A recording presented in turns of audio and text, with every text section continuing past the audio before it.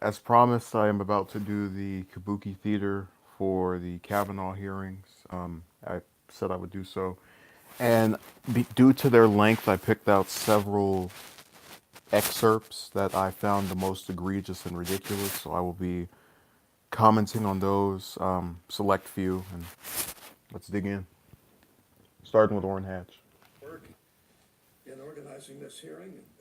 This has been the most thorough Supreme Court confirmation process that I ever participated in. We've received more than twice as many documents for Judge Kavanaugh as for any Supreme Court nominee in history. This is a big deal. We have tens of thousands of pages of Judge Kavanaugh's opinions, speeches, and other writings. This has been an exhaustive process, and I want to thank you for your leadership on it. Now, to our witness, Judge Kavanaugh, it's good to see you. It's good to see you. Known you for a long time. This is my 15th and How you doing, final Envoy? Supreme Court confirmation hearing.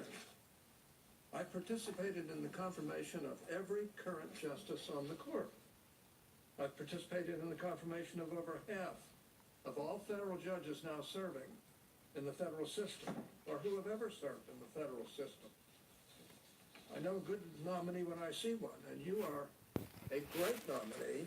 Which, by the way, Hatch has a particular partisan angle to him, and I've talked about this before, where you have politicians who will be Democratic or Republican, and so when the president of their party nominates a justice, that justice could have been found to have kicked a million puppies. They will still say that's a great person, wonderful experience, blah blah blah blah blah. Blah.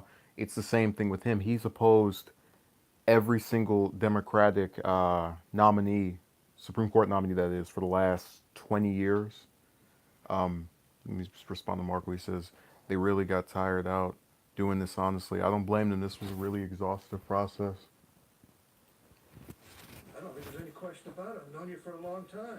Long time. I remember when you first came. I remember when you first Back in came. 2004 for your first confirmation hearing. Back in I was the 2004. chairman of this committee at the time. He was the I got to know you Judiciary well. Committee chairman. I was impressed by your intellect He was impressed by his intellect.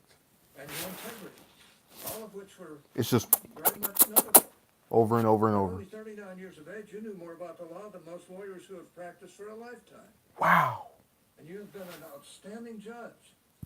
You have earned the respect of your colleagues. And you've learned the respect of the Supreme Court as well.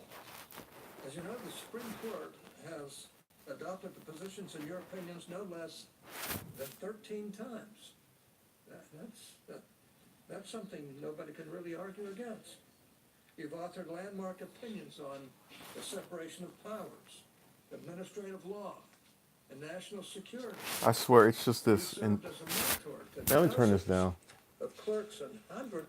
It is this endorsement that never seems to end. He spent the first, I'd say 4 or 5 minutes of his remarks just going, Jesus, just get on with it, man. But they always do this, where whoever it is of their party, they make seem like they're Jesus Christ reincarnated, and then if it's someone of the other party, they get demonized, to the last degree. You volunteer in the community. You coach youth basketball. Stuff You're like the sort this. of person many of us would like. He says, but Envoy, here's the thing. He just said you coach youth basketball or baseball, whatever. What does that have to do with sitting on the Supreme Court? So yeah, it's just by any means necessary.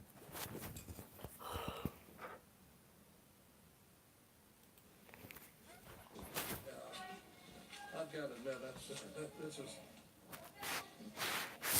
my Democratic. Oh, my colleagues favorite point out part that when the you're hecklers actually a come. good judge and a good person as well. They have to turn the volume up. Which, by the way, to give a minor little background on that, 22 protesters got arrested this morning during these hearings.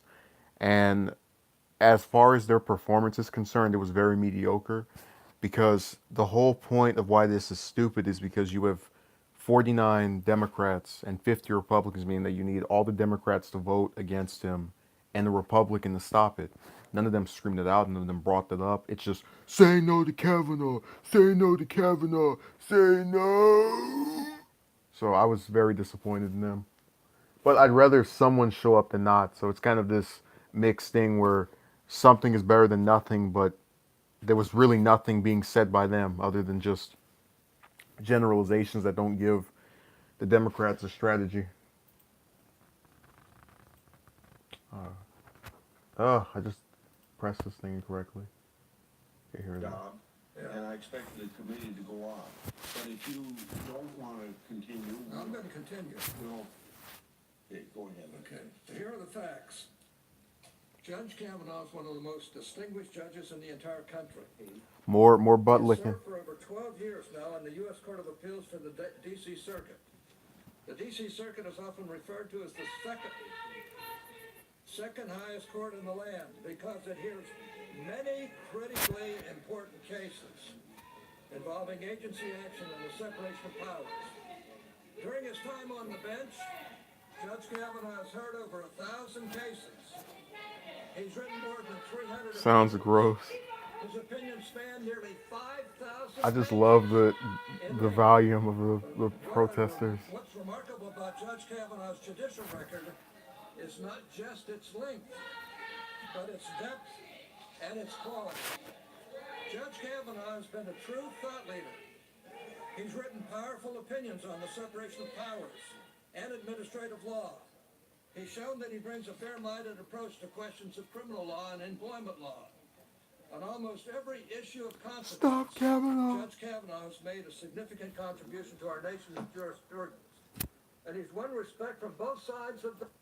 Okay, Marco writes, they're trying to make him out to be like some holy that can do any job he wanted flawlessly. Exactly, and I told you it's a completely partisan thing, because if you look at Schumer's treatment of, if you remember, Sotomayor back in, I believe it was 2009, it was Obama's first year, it was the same way where you have this person who most of us that have no idea even existed before they were nominated, and then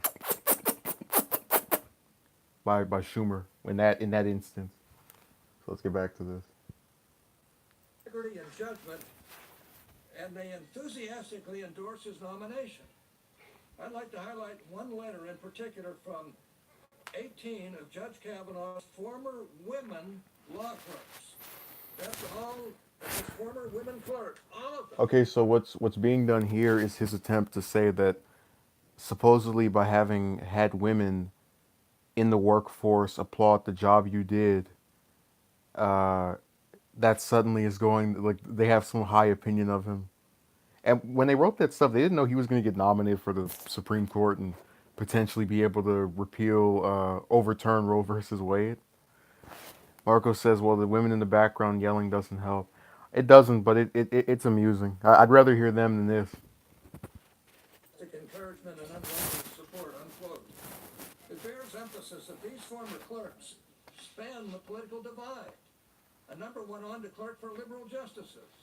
That itself shows you the high regard Judge Kavanaugh has across the ideological spectrum. Republican and Democratic appointed judges alike have hired his former clerks. Judge Kavanaugh is no ideologue. He is no extremist. He is a Yes, he is. respected, thoughtful, fair-minded judge who is well... If he was so highly respected, why would he have all those people show up in there? The letter the committee received from over 40 members of the Supreme Court bar. Over 40 members. Judge Kavanaugh's nomination. Among the signers are people like Lisa Blatt, Hecklers. You can hear them in the background Ann again. Maynard, and Kathleen Sullivan. These are nationally renowned attorneys who practice frequently Nationally before the renowned. Supreme Court and the federal courts of appeals. And they are not conservatives. To the contrary, they are among the most prominent... How would they know whether they're conservative or not? Did they put all of those judges down and say, hey, give me a list of your political positions on domestic and foreign policy? Like, how has that been verified? I'd love to know. Politics out of this, I think we could all agree that Judge Kavanaugh is an indisputably qualified nominee with strong backing in the legal community who is well within the judicial mainstream. Go No, he's ask not. anyone who practices regularly before the Supreme Court who doesn't have a partisan agenda, and they'll tell you Judge Kavanaugh is exactly the kind of person we should have on the court, or we should want on the court. Indeed, no less than Bob Bennett, Bill Clinton's personal lawyer. You know, I actually did mess up. I should have played, even though I don't like her, Feinstein's message, because she was talking about how she was appointed to some kind of legal position back in the 50s and 60s. Show you how old she is.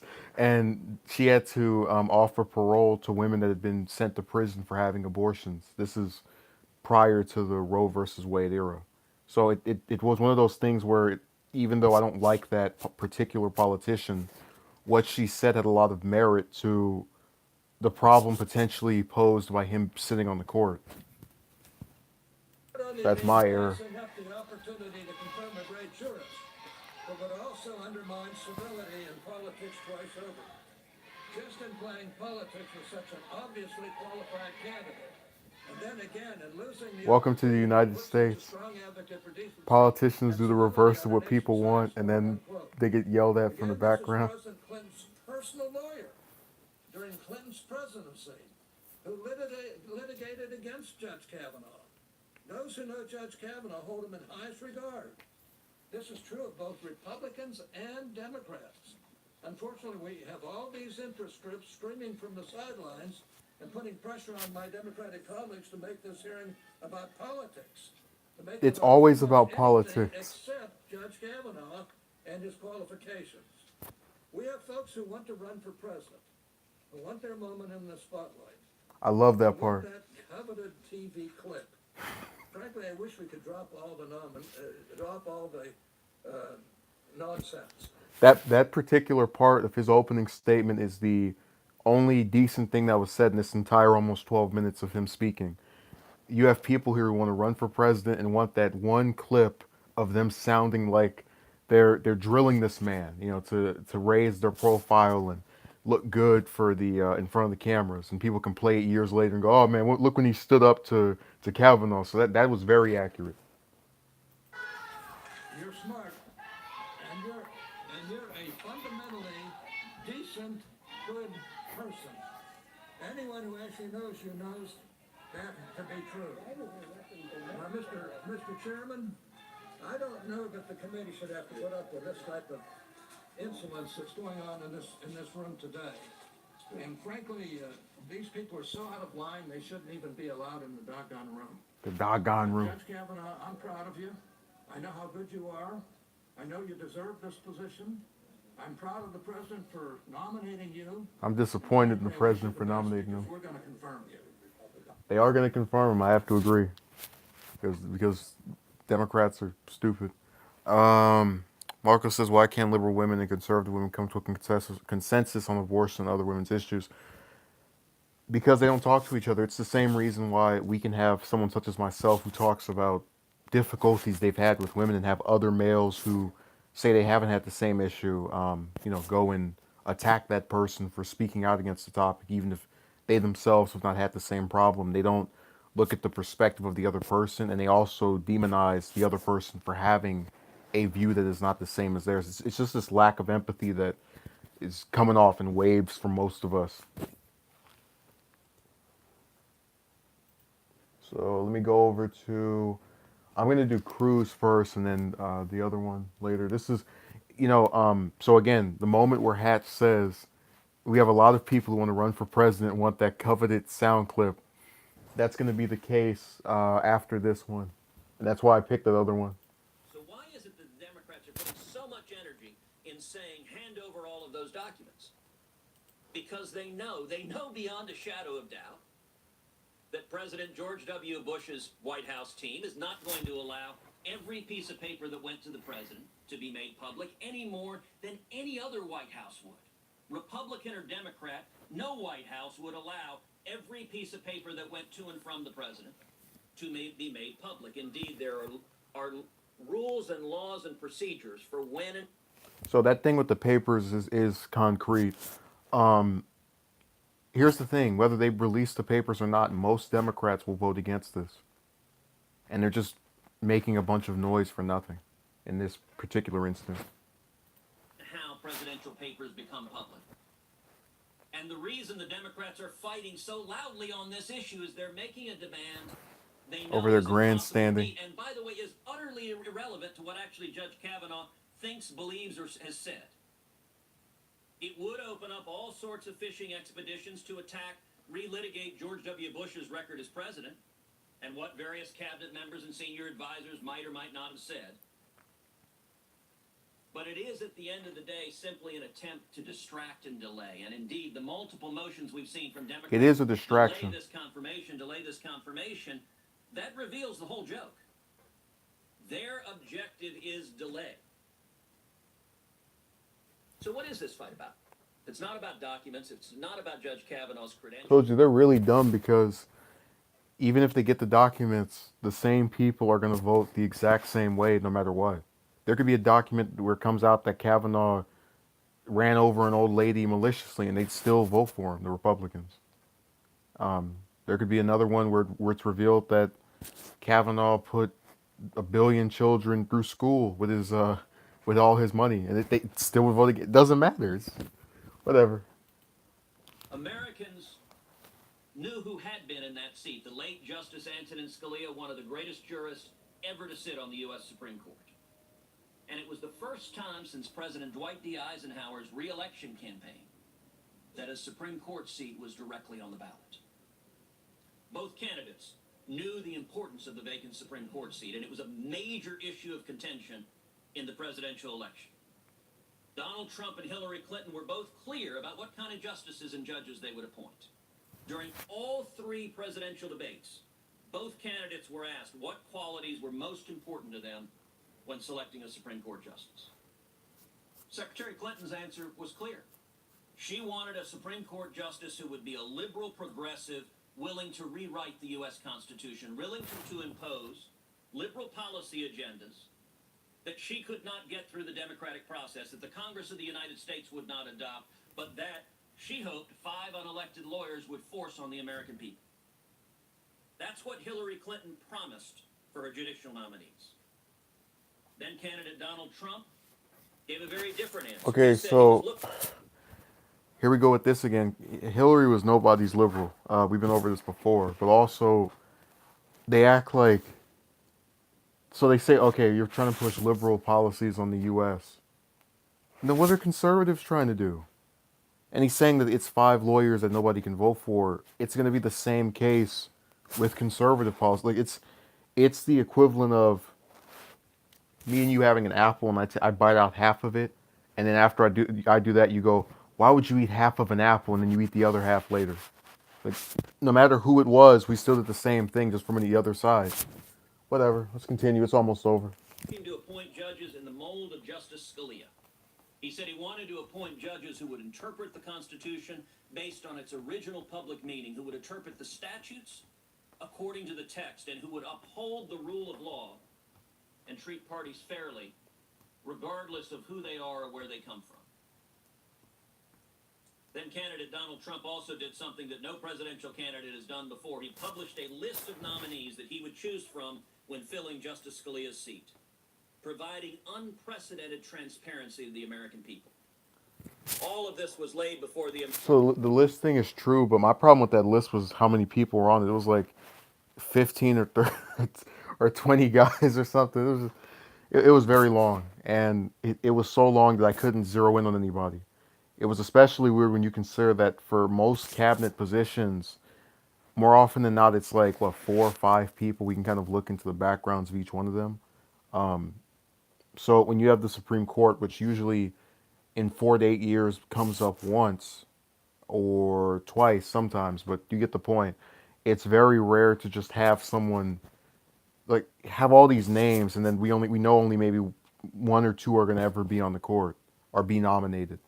So it is true what he's saying, but it was very long and very drawn out to where you couldn't focus on anybody. American people as they went to the polls on November 8th, 2016.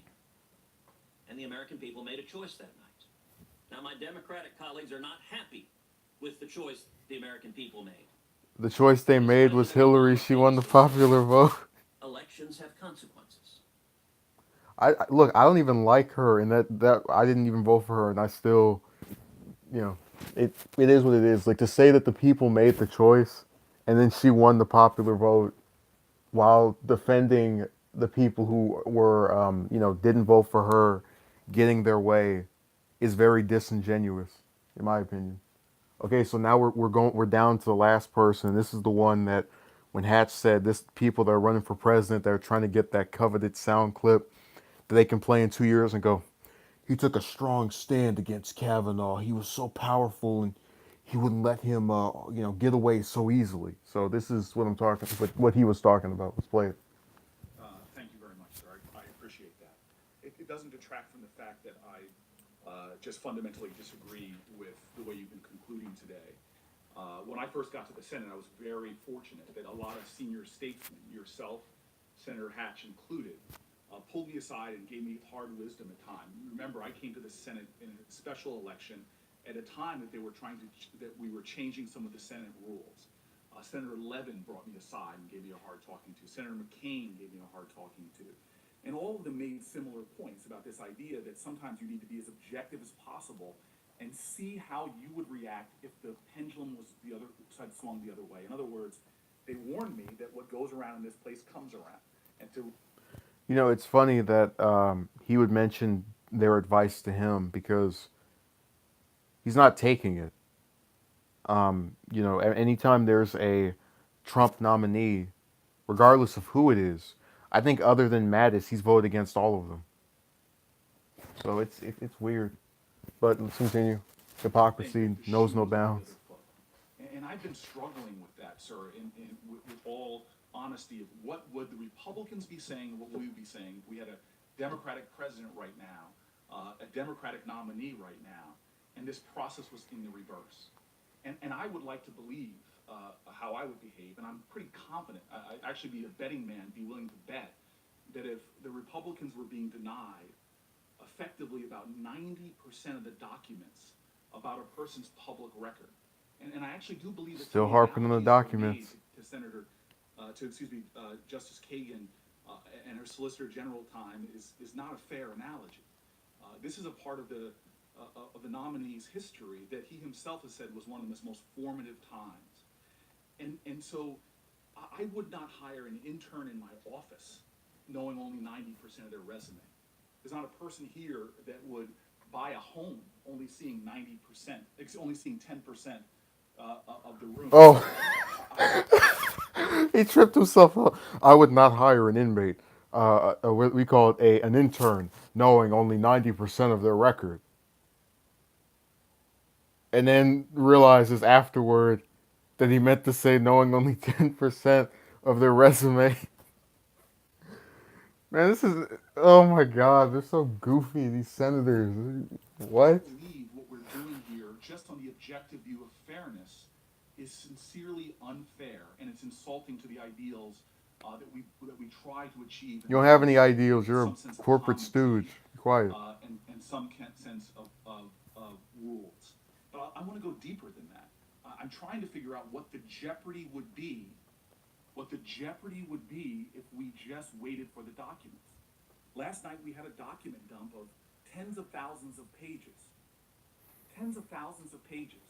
Has been said already, there's no judge who will allow a court proceeding to go on. No judge that would move forward if one of the parties had just got documents as of 5 o'clock last night, or potentially as of 11 o'clock. What I don't understand is what's the jeopardy of just waiting? Not Just for us to waiting. digest these documents, but other documents. Just The waiting. reality is that Senator Grassley, you yourself have asked for a specific, more finite set, more limited set of documents that you haven't even gotten.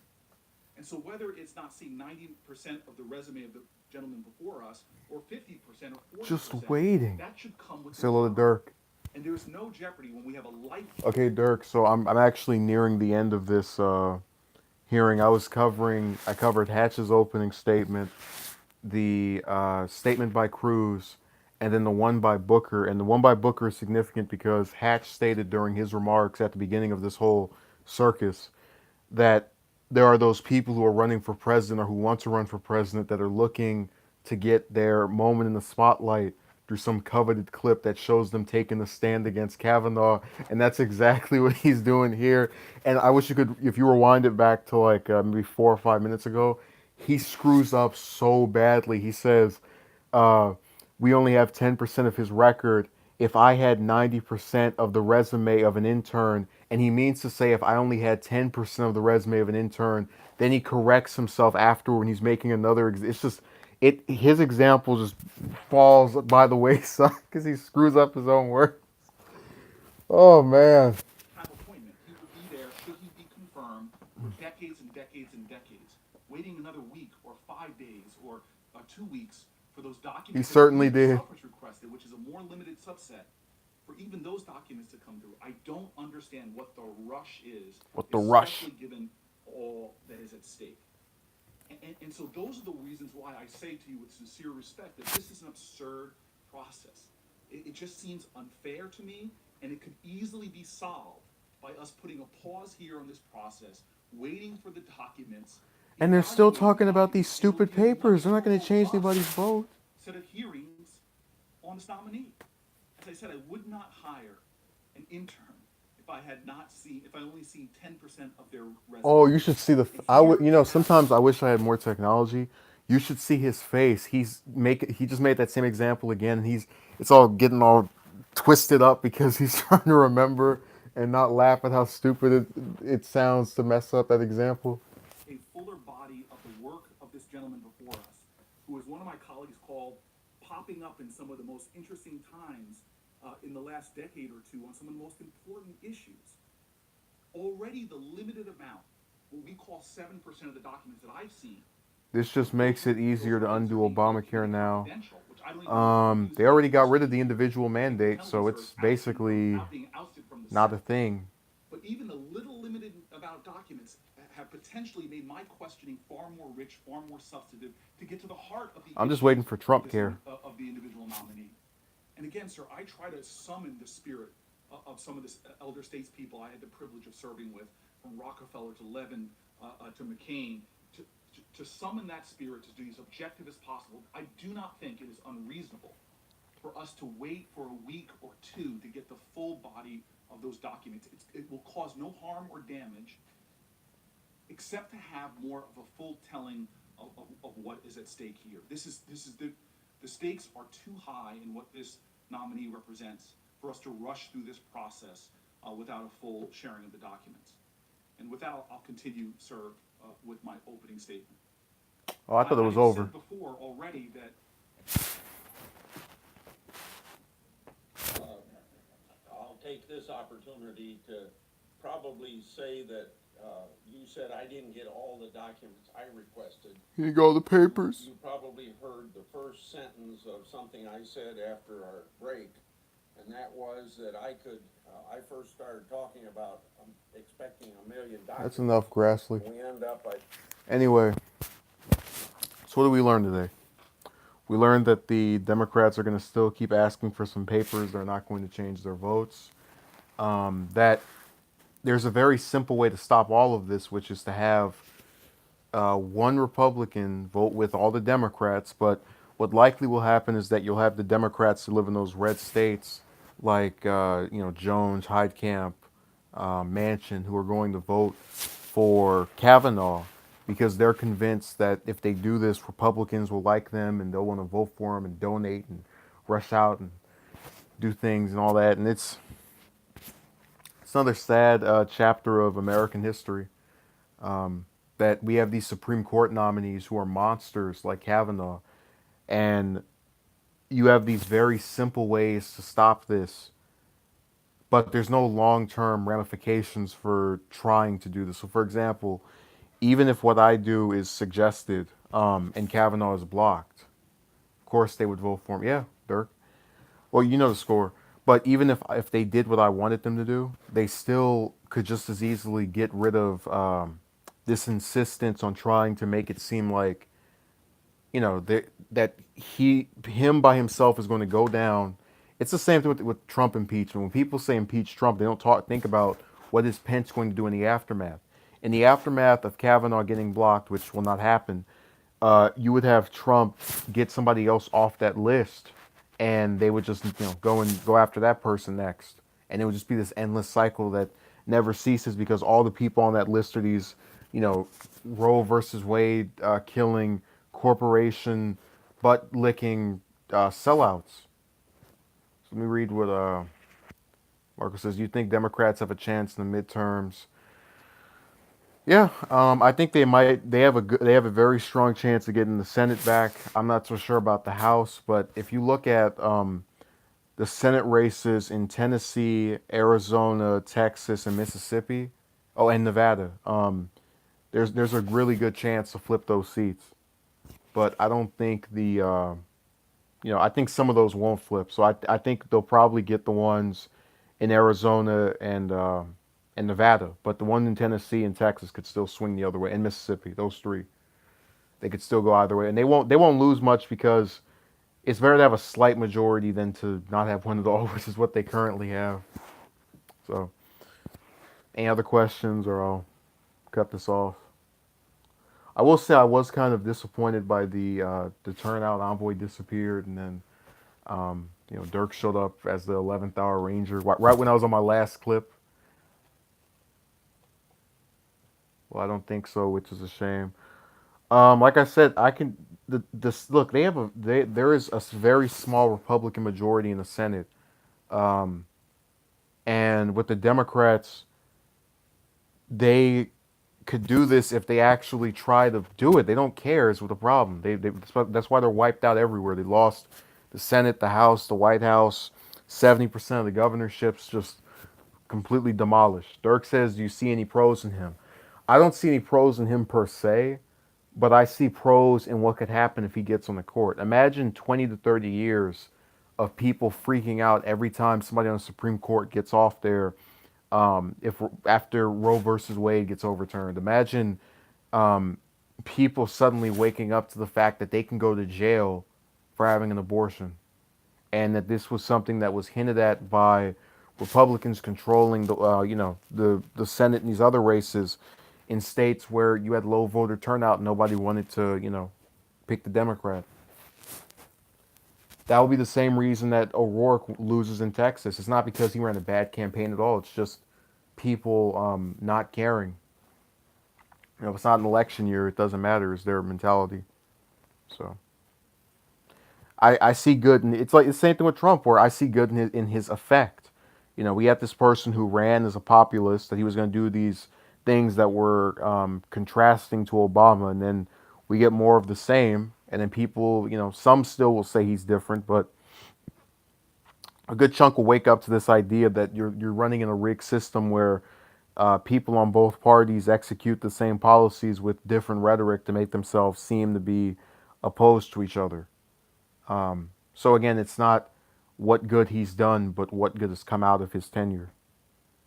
So I think Kavanaugh, if he gets on there and Roe versus Wade gets overturned, a lot of people, both male and female, that don't pay attention to the laws and what can be done and can't be done are going to finally wake up and realize how important this stuff is.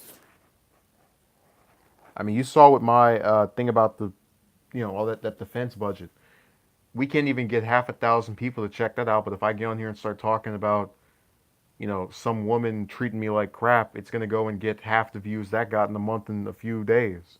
So it really does become a kind of daunting task when you realize how few people are concerned with national policy that will impact them should they make life choices that have to do with the law.